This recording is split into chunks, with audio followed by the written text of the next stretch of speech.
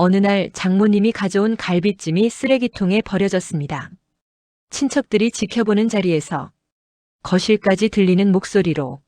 그런데 아무도 예상 못했습니다. 그 쓰레기통 앞에서 아들이 직접 갈비를 집어들 줄은. 65년을 체면으로 살아온 여자가 있었습니다. 남편 없이 아들 하나를 대기업 부장으로 키워냈고 그 자부심 하나로 모든 것을 재단해온 사람이었습니다. 돈 있는 집과 없는 집, 배운 집과 못 배운 집. 그 기준은 어느 순간 잣대가 되었고 아내의 친정은 늘 그 잣대 아래였습니다. 정성껏 쌓은 갈비찜이 바닥에 쏟아지던 그 순간 손이 떨리던 사람이 있었고 말 한마디 못하던 사람이 있었습니다. 그리고 마침 문을 열고 들어온 아들이 그 장면을 똑똑히 목격했습니다. 그가 내린 선택은 단 하나였습니다. 쓰레기통에서 갈비를 꺼내 맨손으로 입에 넣는 것. 친척들이 지켜보는 가운데 그는 어머니를 똑바로 바라보며 천천히 씹었습니다. 오늘 이야기는 누군가의 정성을 쓰레기로 만든 날, 그리고 아들이 처음으로 기준을 세운 날에 관한 이야기입니다. 끝까지 함께 해주세요. 정자는 스스로를 자수성가한 어머니라고 불렀다. 틀린 말은 아니었다. 38배 남편을 잃었고 이후 20여 년을 오직 아들 하나만 바라보며 살았다. 새벽 시장통에서 좌판을 펼치던 날도 있었고 남의 집 가사일을 도우며 학원비를 마련하던 날도 있었다. 손이 트고 무릎이 시려도 정자는 단 한 번도 아들 앞에서 힘들다는 말을 꺼내지 않았다. 그렇게 버텨낸 세월이었다. 태훈이 대기업에 입사하던 날 정자는 집에 돌아와 혼자 소주 한 잔을 마셨다. 우는 것도 아니고 웃는 것도 아닌 그 사이 어딘가의 얼굴로. 그날 그 소주 한 잔이 20년 고생의 마침표였다. 그리고 그 마침표는 곧 자부심이 되었다. 태훈이 부장 승진을 했을 때, 번듯한 아파트를 마련했을 때 정자는 주변에 스스럼 없이 말하고 다녔다. 우리 태훈이 내가 사람 만들었어. 그 말 속에는 분명 진심이 담겨 있었다. 그러나 시간이 지나면서 그 진심은 조금씩 다른 형태로 굳어지기 시작했다. 자부심이 기준이 되고 기준이 잣대가 되는 데는 그리 오랜 시간이 걸리지 않았다. 태훈이 소연을 데려왔을 때부터였다. 정자는 처음 소연의 친정 이야기를 들었을 때 표정 하나 바꾸지 않았다. 겉으로는 조용히 웃으며 고개를 끄덕였다. 그러나 그 자리를 나서는 순간 정자의 마음속 어딘가에는 이미 선이 하나 그어져 있었다. 소연의 어머니 금자는 평생 식당 일을 해온 사람이었다. 크지도 않은 백반집을 혼자 꾸려가며 딸 하나를 키워냈다. 남편 없이 아이를 키웠다는 점에서 정자와 다를 것이 없었다. 그러나 정자의 눈에 두 사람의 삶은 같은 출발점에서 전혀 다른 결과를 낸 것처럼 보였다. 가진 것, 사는 곳, 집안의 배경. 정자가 며느리 친정을 바라보는 눈빛에는 늘 그 세 가지가 먼저 들어왔다. 겉으론 사돈은 사돈이지라며 선을 긋는 말투였지만 그 말 안에는 보이지 않는 무게가 실려 있었다. 명절에 금자가 보내온 선물은 눈에 띄지 않는 구석에 놓였고 두 사람이 함께하는 자리에서 정자는 늘 한 박자 늦게 웃었다. 소연은 그것을 알고 있었다. 그래도 아무 말하지 않았다. 결혼 초부터 그렇게 해왔으니까. 시어머니의 기준을 건드리지 않는 것이 이 집에서 살아가는 방식이라는 걸 소연은 몸으로 익혔다. 그리고 금자 역시 알고 있었다. 딸 내 집에 드나들 때마다 느껴지는 그 공기를. 환영받는다는 느낌보다 조심해야 한다는 느낌이 먼저 오는 그 집의 분위기를. 그래도 금자는 갈 때마다 빈손으로 가지 않았다. 무언가를 들고 가는 것이 자신이 할 수 있는 유일한 표현이었기 때문이다. 그날도 그랬다. 손주들 얼굴이 보고 싶다는 마음 하나로 금자는 새벽부터 갈비찜을 올렸다. 태훈이 좋아하는 것, 아이들이 잘 먹는 것. 하나하나 손질하며 몇 시간을 공들인 음식이었다. 그런데 그날 정자 쪽 친척들이 모두 모인다는 것을 금자는 미처 알지 못했다. 그날 오전부터 정자의 집은 부산했다. 고모, 이모, 사촌들까지. 오랜만에 한자리에 모인 친척들로 거실은 일찌감치 채워졌다. 손주들을 보겠다며 먼 길을 달려온 얼굴들이었다. 정자는 그 가운데 앉아 있었다. 자신이 키워낸 아들의 집, 자신이 일궈낸 집안의 중심에서. 그 자리가 정자에게는 무엇보다 편안한 자리였다. 아이들은 거실을 뛰어다녔고 친척들은 저마다 한마디씩 거들었다. 태훈이 복도 많지. 이런 집에 살고. 어머니가 고생하신 덕이죠. 정자는 그런 말들을 부드럽게 받아냈다. 손사래를 치면서도 입꼬리는 올라가 있었다. 오늘 같은 날이 정자에게는 살아온 세월에 대한 보상처럼 느껴지는 날이었다. 초인종이 울린 것은 그 즈음이었다. 소연이 문을 열었다. 문 앞에는 금자가 서 있었다. 작은 보냉 가방을 두 손으로 들고 살짝 미소를 지으며 잠깐만 들렀다 갈게.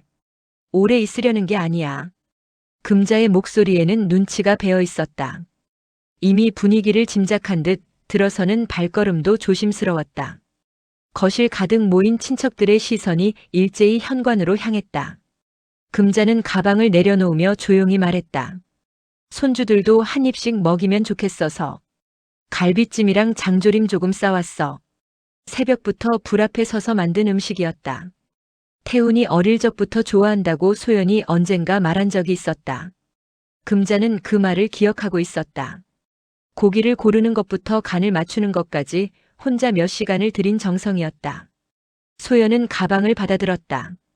잠시 거실을 돌아봤다. 친척들의 시선, 정자의 표정. 그 사이에서 소연은 아무 말 없이 가방을 들고 부엌으로 향했다.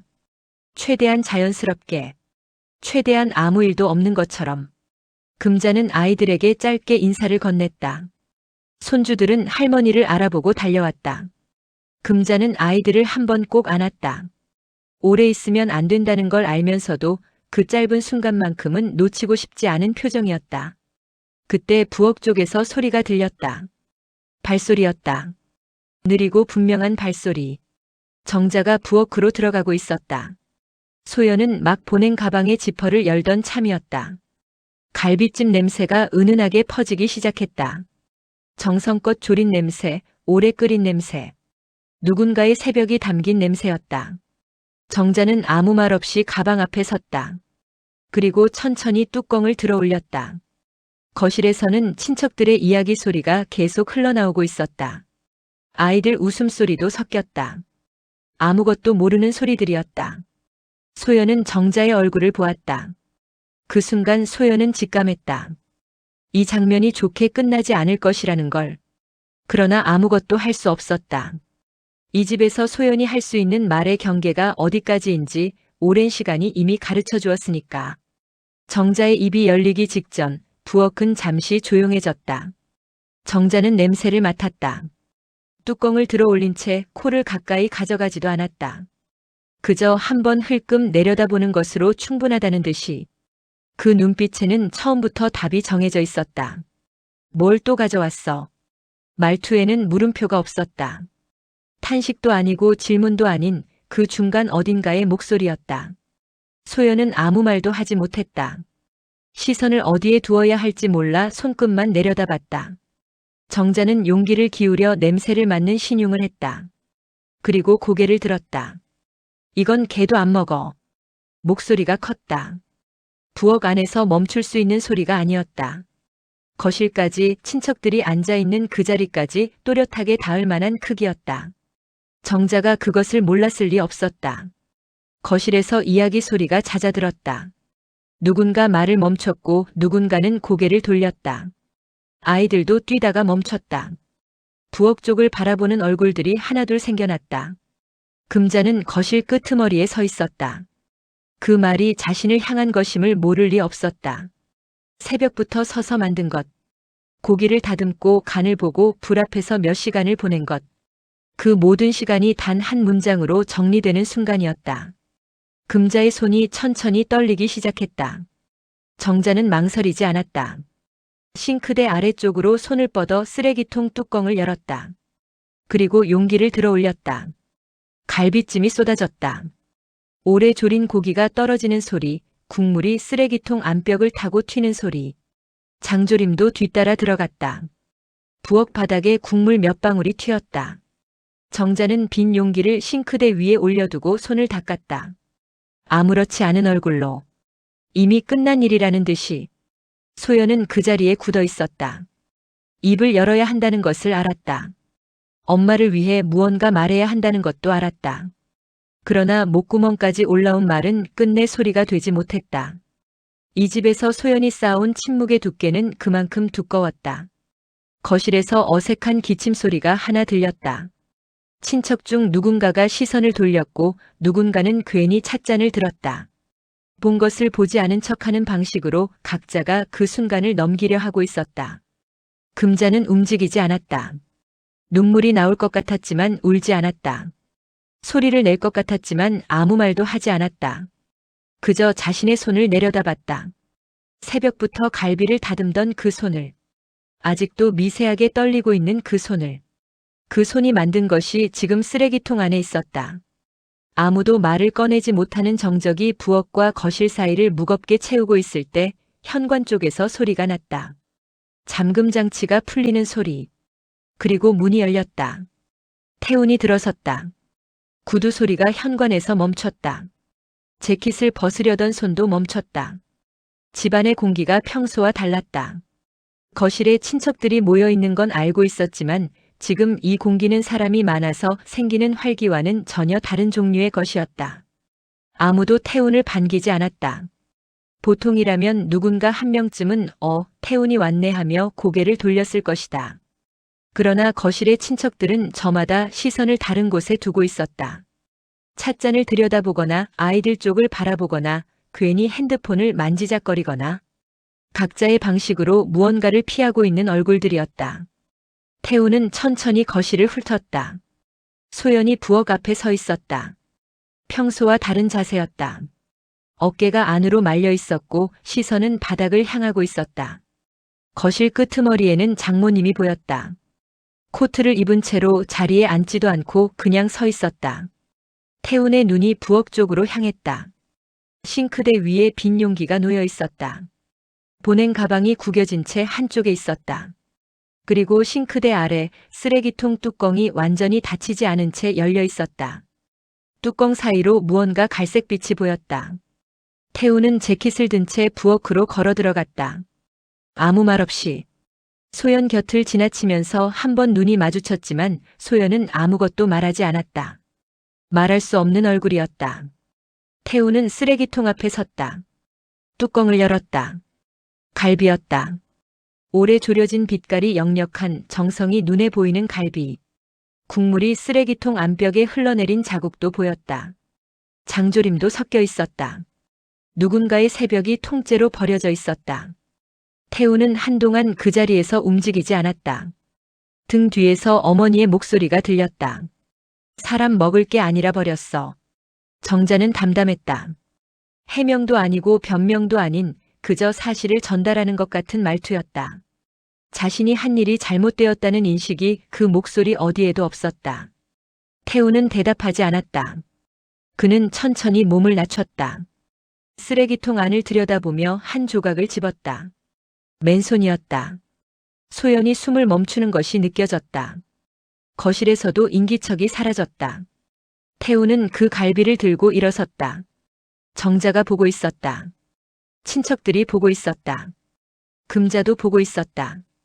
그 수많은 시선 가운데서 태우는 잠시 갈비를 내려다봤다.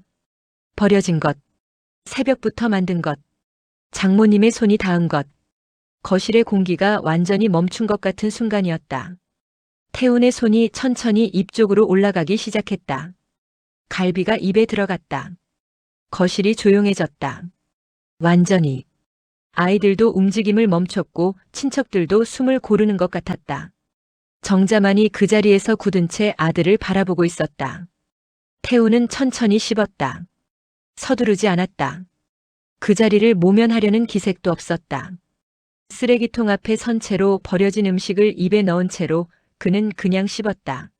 마치 지금 이 순간이 자신이 해야 할 일의 전부인 것처럼. 정자가 소리쳤다. 지금 뭐 하는 거야? 목소리가 날카롭게 부엌을 갈랐다. 체면이 무너지는 소리였다. 친척들 앞에서 아이들 앞에서 자신이 중심이 되어야 할 그 자리에서 아들이 쓰레기통 앞에 서 있었다. 정자에게 그 장면은 용납할 수 없는 것이었다. 태우는 멈추지 않았다. 천천히 씹고 천천히 삼켰다. 그리고 정자를 똑바로 바라봤다. 성난 눈빛이 아니었다. 흥분한 얼굴도 아니었다. 그저 담담하게 그러나 한치의 흔들림도 없이 어머니의 눈을 마주쳤다. 어머니, 이건 개도 안 먹는 음식이라 하셨죠. 조용한 목소리였다. 그러나 거실 끝까지 닿는 목소리였다. 물음표가 붙어 있었지만 답을 기다리는 말이 아니었다. 방금 전 정자가 한 말을 그대로 돌려주는 것이었다. 정자의 입이 열리지 않았다. 태우는 시선을 거두지 않은 채 다시 몸을 낮췄다. 쓰레기통에서 한 점을 더 집어들었다. 두 번째였다. 첫 번째보다 더 천천히, 더 또렷하게. 그럼 전개보다 못합니까? 말이 끝나고 잠시 침묵이 흘렀다. 전 잘 먹겠습니다. 숨이 멎는 것 같은 순간이었다. 누군가 찻잔을 내려놓는 소리가 유난히 크게 들렸다. 아무도 말을 꺼내지 못했다. 정자도 친척들도 소연도. 금자만이 부엌 입구에 서서 그 장면을 보고 있었다. 손이 여전히 떨리고 있었다. 그러나 조금 전과는 다른 떨림이었다. 새벽부터 혼자 불 앞에 서서 만든 것이 방금 사위의 손을 통해 다시 살아나는 것 같은 느낌이었다. 금자는 그것을 어떤 말로도 표현할 수 없었다. 그저 눈가에 무언가가 차오르는 것을 느끼며 입술을 꾹 다물었다. 정자는 얼굴이 붉어지고 있었다. 평생 체면으로 살아온 사람이었다. 남들 앞에서 흐트러진 적이 없었고 자신이 기준이 되어온 자리에서 밀려난 적도 없었다. 그런데 지금 자신이 가장 잘 안다고 믿었던 아들이 쓰레기통 앞에 무릎을 낮추고 있었다. 자신이 버린 것을 손으로 집어들고 있었다. 정자는 무언가 말하려 했다. 그러나 태우는 이미 일어서 있었다. 손을 닦으며 천천히 거실 쪽으로 걸음을 옮겼다. 아이들이 아빠를 올려다봤다. 태우는 아이들의 얼굴을 잠시 바라봤다. 그 눈빛 안에 무언가 단단한 것이 들어서고 있었다. 아직 끝난 게 아니었다. 태우는 거실 한가운데 섰다. 친척들의 시선이 일제히 그를 향했다. 고모, 이모, 사촌들. 오늘 이 자리에서 무언가를 목격한 사람들이었다. 태우는 그 시선들을 외면하지 않았다. 피하지도 않았다. 그저 천천히 아이들을 불렀다. 얘들아, 이리 와봐. 아이들이 아빠 곁으로 달려왔다. 태우는 아이들 앞에 자리를 잡고 앉았다. 눈높이를 맞추는 자세였다. 거실에 모인 어른들이 지켜보는 가운데 태우는 조용하지만 또렷한 목소리로 말했다. 얘들아, 사람 마음을 쓰레기통에 버리는 거 배우면 안 된다. 아이들은 아빠의 얼굴을 올려다봤다. 무슨 말인지 완전히 이해하지 못하는 눈빛이었다. 그러나 아빠의 목소리가 평소와 다르다는 것은 느끼는 것 같았다. 가볍지 않은 무게가 담긴 목소리였다. 정자의 얼굴이 굳었다. 너 지금 나를 망신 주는 거야? 목소리에 날이 서 있었다. 친척들 앞에서 평생 쌓아온 자리에서 아들에게 공개적으로 지적당하는 상황이 정자에게는 견딜 수 없는 것이었다. 손주들까지 그 자리에 있었다. 태우는 일어섰다. 아이들과 눈을 맞추던 자세에서 천천히 몸을 펴며 정자를 바라봤다. 목소리는 여전히 차분했다. 흥분의 기색이 없었다. 그것이 오히려 더 단단하게 들렸다. 망신이 아니라 기준을 세우는 겁니다. 정자가 입을 열려 했다. 태우는 시선을 거두지 않은 채 친척들 쪽으로 고개를 돌렸다. 오늘 이 자리에서 모든 것을 본 사람들. 갈비찜이 쓰레기통에 버려지는 것을 본 사람들. 그리고 그 앞에서 아무도 말을 꺼내지 못했던 사람들. 태우는 그들을 향해 말했다. 이런 모습을 우리 아이들한테 보여줄 수 없습니다. 우리 아이들 나쁜 거 배울까 봐요. 거실이 조용해졌다. 누군가 숨을 들이마시는 소리가 들렸다. 정자는 그 자리에서 굳어 있었다. 체면으로 버텨온 사람이 체면이 무너지는 순간을 버티는 방식으로. 그러나 아들의 말은 멈추지 않았다. 태우는 정자를 똑바로 바라봤다. 어릴 적부터 익숙한 얼굴이었다. 새벽 시장에서 돌아오던 얼굴, 학원비 봉투를 내밀던 얼굴. 그 얼굴이 지금 이 자리에서 붉어진 채 굳어 있었다. 태우는 그것을 모르지 않았다. 그러나 알면서도 물러서지 않았다. 어머니, 오늘 이후로 손주 볼 생각은 하지 마세요. 말이 떨어지는 순간 거실에 탄식이 흘렀다. 친척 중 누군가가 낮게 탄성을 냈다. 누군가는 고개를 숙였다. 아이들은 무슨 일인지 몰라 아빠와 할머니를 번갈아 바라봤다. 소연은 부엌 입구에 선 채 아무 말도 하지 않았다. 말을 보태지도 말리지도 않았다. 정자는 멈칫했다. 손주. 그 두 글자가 가슴 어딘가를 건드린 것 같았다. 체면보다 자부심보다 평생 지켜온 그 무엇보다 더 아픈 자리를 건드리는 말이었다. 그러나 태우는 그 침묵을 기다려주지 않았다. 등을 돌리기 전에 마지막으로 한 번 더 정자를 바라보았다. 그 눈빛 안에는 원망도 없었고 분노도 없었다. 다만 오래 참아온 사람이 마침내 선을 긋는 눈빛이 있었다. 금자는 거실 끄트머리에서 그 모든 장면을 지켜보고 있었다. 고개를 숙이지 않았다. 이번만큼은. 정자는 말을 잇지 못했다. 평생 말로 정리해온 사람이었다. 무슨 상황에서든 마지막 한마디는 자신의 것이었다. 그런데 지금 그 입이 열리지 않았다. 친척들이 지켜보는 자리에서, 손주들이 눈을 깜빡이며 바라보는 자리에서 정자는 처음으로 아무 말도 찾지 못했다. 거실의 공기가 무거웠다. 누구도 먼저 자리를 뜨지 못했다. 그렇다고 아무것도 없었던 것처럼 이야기를 이어갈 수도 없었다. 오늘 이 자리에서 목격한 것들이 이미 각자의 가슴 안에 들어앉아 있었다. 쉽게 떨쳐낼 수 없는 종류의 장면들이었다. 정자의 눈이 손주들에게로 향했다. 아이들은 여전히 할머니를 바라보고 있었다. 할머니가 왜 저런 얼굴을 하고 있는지 이해하지 못하는 눈빛이었다. 그 눈빛이 정자에게는 오히려 더 아프게 닿았다. 체면이 무너지는 것보다, 친척들 앞에서 망신을 당하는 것보다 손주들의 그 눈빛이 더 깊은 곳을 건드렸다. 그러나 정자는 그것을 표현하지 못했다. 평생 감정을 말로 풀어낸 적이 없는 사람이었다. 속에 있는 것을 꺼내는 방법을 몰랐다. 자부심으로 덮어두었고 기준으로 다스려왔다. 그래서 지금 이 순간에도 나올 수 있는 말이 없었다. 금자는 거실 끄트머리에 그대로 서 있었다. 눈물이 흘렀다. 소리 없이. 닦지도 않았다. 오늘 이 자리에서 자신이 겪은 것을 눈물로 정리하려는 게 아니었다. 그냥 흘렀다. 새벽부터 서서 만든 것이 쓰레기통에 버려지던 그 순간부터 참아온 것이 이제야 밖으로 나오는 것뿐이었다. 그런데 이번엔 고개를 숙이지 않았다. 늘 그랬었다.